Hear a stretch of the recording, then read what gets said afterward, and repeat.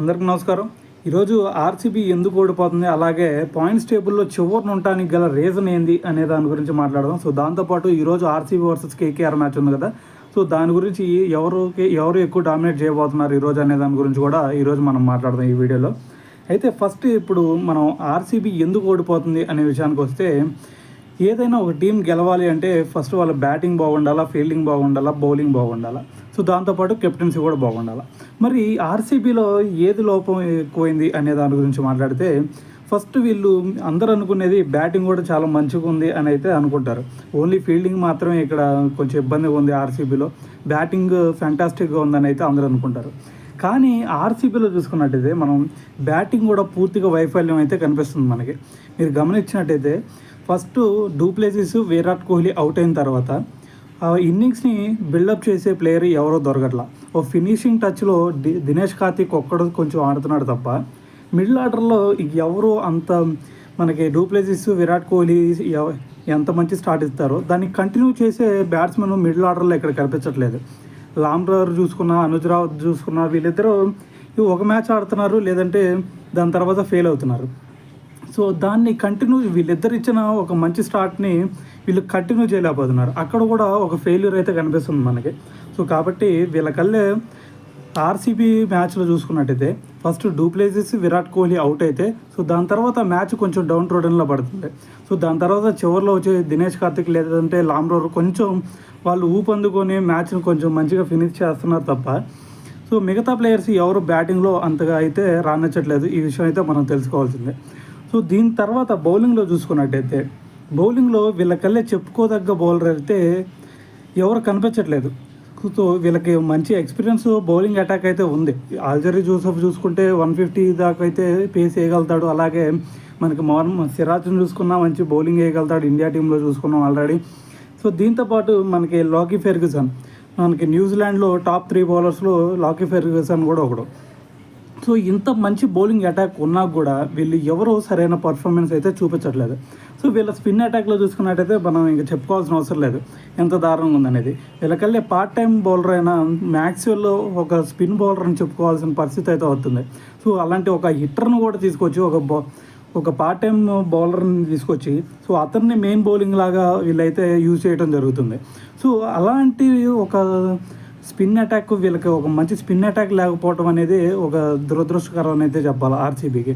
So ఇక్కడ చూసుకున్నట్టయితే మనం ఫస్ట్లో బ్యాటింగ్ ఫెయిల్యూర్గా కనిపిస్తుంది. బౌలింగ్లో అనుభవం ఉన్న ప్లేయర్స్ ఉన్నా కూడా వాళ్ళైతే సరైన పర్ఫార్మెన్స్ ఇవ్వట్లేదు.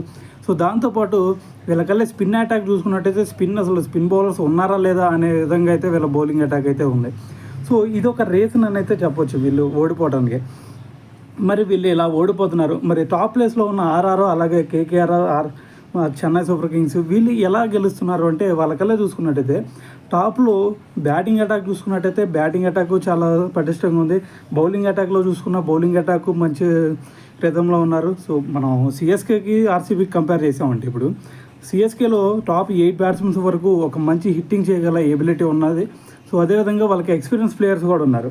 సో ఇక్కడ ఆర్సీబీలో ఎక్స్పీరియన్స్ ప్లేయర్స్ చూసుకున్నట్టయితే మనకి విరాట్ కోహ్లీ, అలాగే డూప్లెసిస్ తప్ప, లేదంటే మిడిల్ ఆర్డర్లో మనకి దినేష్ కార్తిక్ తప్ప ఇంకెవరో ఇక్కడ కనిపించట్లేదు. ఇక్కడ మ్యాక్స్వెల్ చూసుకున్న మ్యాక్స్వెల్ని లాస్ట్ మ్యాచ్లో పక్కన పెట్టేశారు.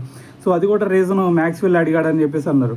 కానీ ఇదే పరిస్థితి మనకి సిఎస్కేలో వచ్చింది.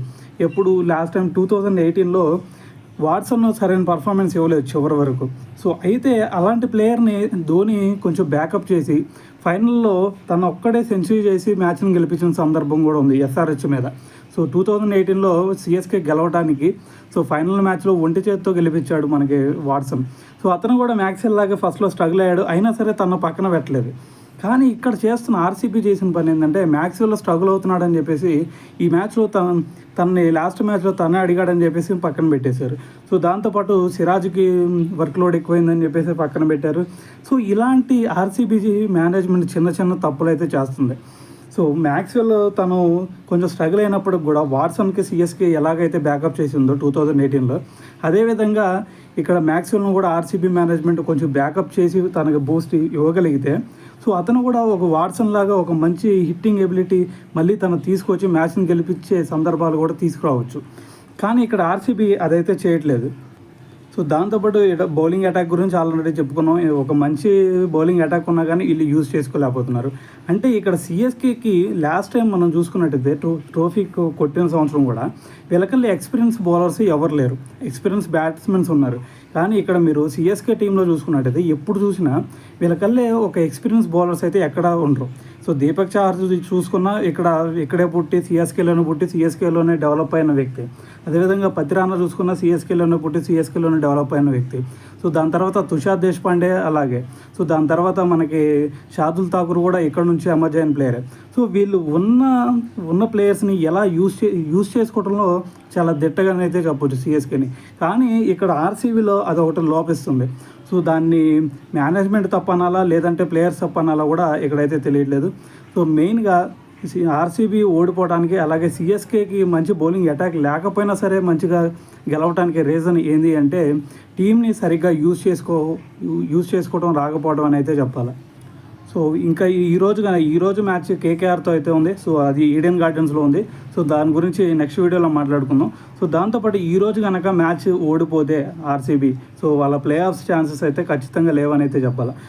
దీంతోపాటు వీళ్ళ బ్యాటింగ్ లైనప్లో చూసుకున్నట్టయితే ప్రీవియస్గా వీళ్ళకల్లే డికాక్ని ఒక సీజన్లో తీసుకున్నారు, క్రిస్ గేల్ని తీసుకున్నారు, అలాగే కేఎల్ రాహుల్ని తీసుకున్నారు, అలాగే స్టోయినిస్ని తీసుకున్నారు. ఇలాంటి ఒక మంచి బ్యాట్స్మెన్స్ని కూడా వీళ్ళు తీసుకొని మళ్ళీ రిలీజ్ చేస్తారు.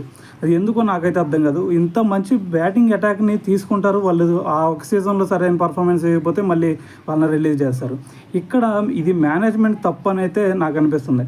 సో వాళ్ళని కనుక బ్యాకప్ చేసి వాళ్ళకి ఇంకా కొంచెం వాళ్ళ కాన్ఫిడెన్స్ పెంచేసి సిఎస్కే ఎలాగైతే చేస్తుందో సో అదేవిధంగా వీళ్ళు కూడా ప్లేయర్స్ని వాళ్ళకి బ్యాకప్ చేస్తే కనుక ఆర్సీబీ ఈసారి ఒక కప్పు కొట్టే ఛాన్సెస్ కూడా ఉంటాయి. కానీ ఇక్కడ ఆర్సీబీ అలా చేయట్లేదు కాబట్టి వీళ్ళు ప్రతి ఇయర్ ఇలా ఓడిపోవడమే జరుగుతుంది. ఒక్కసారి కూడా ట్రోఫీ కొట్టే సత్తా ఉన్నా కూడా వాళ్ళైతే ఒక్క ట్రోఫీ కూడా కొట్టలేకపోతున్నారు. సో మెయిన్గా వాళ్ళు ఒక్క ట్రోఫీ కూడా కొట్టపోవడానికి రీజన్ ఏంటి అంటే ప్లేయర్స్ని బ్యాకప్ చేయకపోవటం అనేది నాకైతే అర్థమవుతుంది.